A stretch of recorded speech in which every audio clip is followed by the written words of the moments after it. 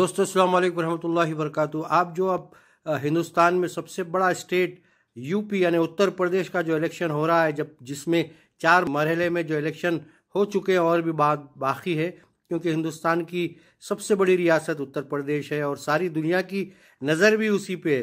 लेकिन आज जो हालात है यूक्रेन के, उसके बारे में बात कर रहे हैं, क्योंकि हमारी अहम माइनॉरिटी की जो खबर होती है, जिसमें पैसे का जो मामला होता है या किसी माइनॉरिटी की कोई भी न्यूज़ होती है तो कहीं ना कहीं से दबाई जाती है। वैसा ही हिंदुस्तान में सबसे पैसे वाला स्टेट वक्फ बोर्ड की हद तक अगर समझा जाए तो वो है तेलंगाना स्टेट, जो अरबों खरबों रुपए का वक्फ बोर्ड है, जिसका इलेक्शन होने जा रहा है। मेरे भाई नौजवान और बुजुर्गों, आपको जानकर हैरत होगी, क्योंकि इसमें आज़ादी के बाद से जो है ना, हिंदुस्तान भर में हर हुकूमत, कांग्रेस ने रूल किया वक्फ बोर्ड के लिए, कुछ नहीं किया।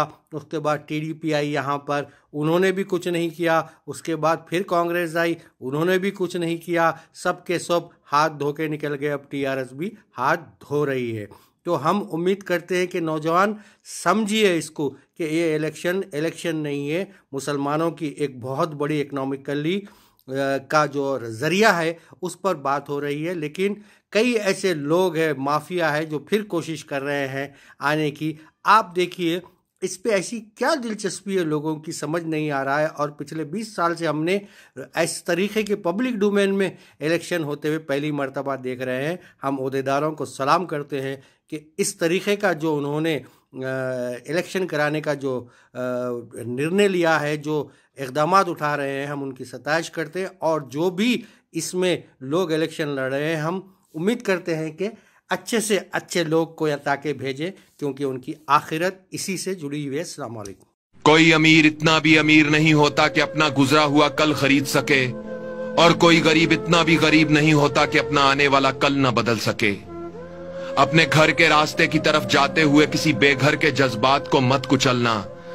घर वालों को बेघर होते हुए देर नहीं लगती।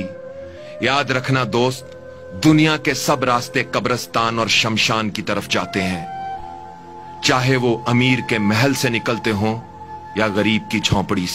अस्सलाम वालेकुम रहमतुल्लाहि व बरकातुहू। बिस्मिल्लाह रहमान रहीम। मैं अब्दुल मजीद मुतवल्ली इंस्टीट्यूट सिकंदराबाद में है हमारा, जो है ना, हमारे दादा के बाद से फिर हमारे वालिद साहब, हमारे चचा और लोग करे। उनके इंतकाल के बाद से जो है ना प्रोसेस पेंडिंग था, वो प्रोसेस के लिए मैं रुजू हुआ वक्फ बोर्ड को। मैं 7 साल से जो है ना इसके पीछे कोशिशें करा हुआ हूँ। तमाम कोशिशों के बाद 7 साल के बाद जो है ना मेरे को तौलियत का हक़ हासिल हुआ, प्रोसीडिंग मिली। उसके बाद मैं देखा कि मेरे साथ साथ जो मैं इसके पीछे मेहनत कर रहा हूँ, जो कोशिशें कर रहा था, उसमें बहुत से लोग यहाँ पे आ रहे थे, घूम रहे थे, फिर रहे थे, जैसे उनके भी कामों के लिए पेंडिंग चल रहा था। बहुत से लोग दूर दूर से आ रहे हैं, वक्फ बोर्ड में काम नहीं हो रहा, फिर रहे हैं, फिर आ रहे हैं, आ रहे हैं, जा रहे हैं, बहुत से चल रहे थे। तो उसके बाद एक मौका आया कि मेरे को कि भाई इलेक्शन लड़ेंगे, एक नॉमिनेशन अपना भी डालेंगे, क्योंकि हमारे को भी 7 साल में बहुत सा तजुर्बा हुआ फिर के। तो मैं सोचा कि चलो नौजवानों के जो है ना हौसले बुलंद होंगे, अपन आगे बढ़ेंगे तो हमको देख के लोग भी आगे बढ़ेंगे। अपने नौजवानों को भी चाहिए कि सिर्फ जो है ना, जब भी मैं देख रहा हूँ मस्जिद कमेटीज़ के मुतवल्ली दरगाहों के, जो भी देख रहा हूँ मैं, पूरे ज़ईफ़ हज़रात है। आपने नौजवानों में शऊर नहीं है, क्योंकि हमारा वक्फ बोर्ड, हमारी औक़ाफ़ की प्रॉपर्टीज़ हमारे को बचाना है। हम इसके पीछे नौजवान उनके साथ रहेंगे तो फ्यूचर में हमारा भी कुछ भी बाकी रहेगा, वजूद नहीं तो कुछ भी नहीं रहेगा। तो ये तमाम कोशिशें करते करते तजुर्बे हुए। उसके बाद मैं सोचा कि चलो मैं भी इलेक्शन लड़ूँ। मैं भी मेरे जो है ना नॉमिनेशन डाला था मेरी तरफ से, टोटल 11 मेंबरों में मैं भी था।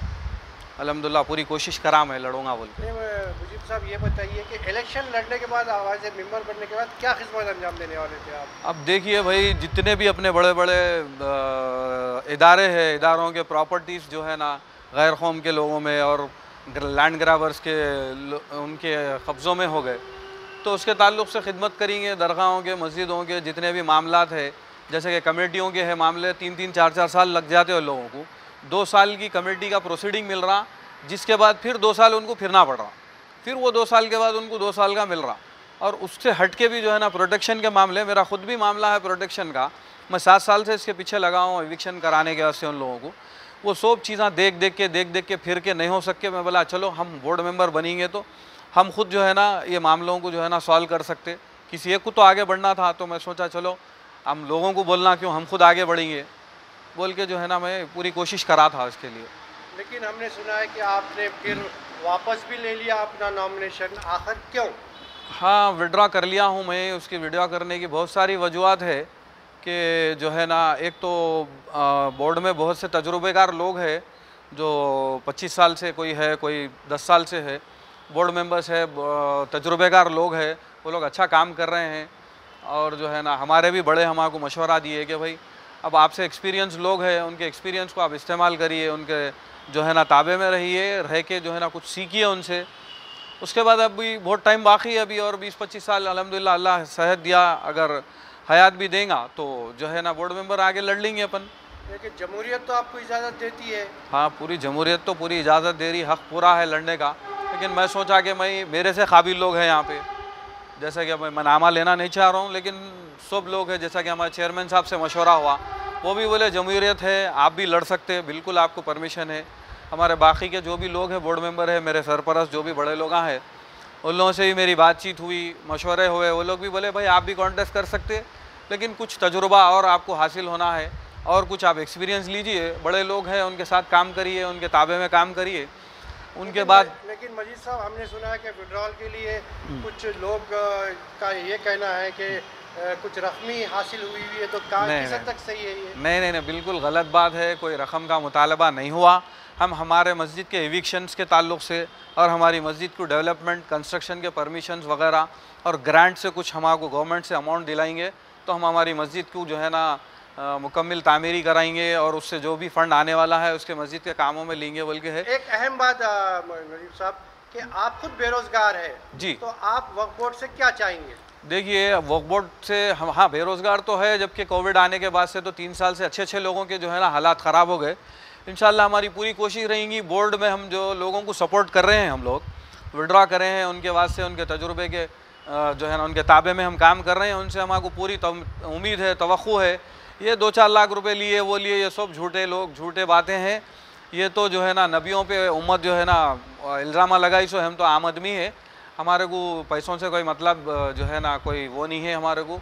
हम चाहेंगे कि इंशाल्लाह बोर्ड बनने के बाद में जो हमारे हजरात बड़े सीनियर बोर्ड मेंबर्स है, जिनकी कैनवेजिंग हम कर रहे हैं, हम उनके लिए कोशिश कर रहे हैं, हम लोगों को उनसे तवक्को है कि जो है ना हमारे जो भी मसाइल होंगे कोर्ट में, वक्फ बोर्ड में, उनकी तरफ से मसाइल हल करेंगे। रोज़गार का मामला है वो भी मुतालबा उठाएंगे हम साहब। अब जो भी बोर्ड में, वक्फ बोर्ड में हों दो या हज हाउस में या माइनॉरिटी चेयरमैन में जो भी जो है ना एम्प्लॉयज़ की कमी है, उन कमी को पूरा कराने लगाएंगे, इंशाल्लाह कोशिशें करेंगे। आपकी हमेशा की तवज्जो रहती थी चेयरमैन साहब के सामने के जी बिल्कुल डिजिटलाइज किया जाए। हाँ, डिजिटलाइज के लिए। तो इसके बारे में आप क्या मशवरा देंगे आने वाले बोर्ड? तो बिल्कुल जो है ना डिजिटलाइजेशन होना चाहिए, बहुत ज़रूरी है, क्योंकि पेपर है, डॉक्यूमेंट्स पेपर डॉक्यूमेंट्स है।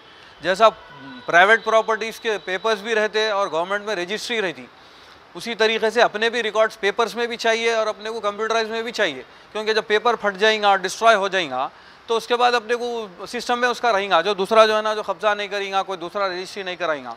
इसके ताल्लुक से जो है ना डिजिटलाइजेशन होना बहुत ज़रूरी है, बहुत इंपॉर्टेंट चीज़ है उसके लिए, ताकि नौजवानों को पता चले कि भाई प्रॉपर्टी है हमारी वफ़ की अराज़ी है, हमारे लिए हमारे बुज़ुर्ग जो हमारे बड़े लोग थे, वो लोग हमारे लिए जो है ना वफ़ करके गए हुए हैं, इससे पूरा फ़ायदा हमारे उठाना है।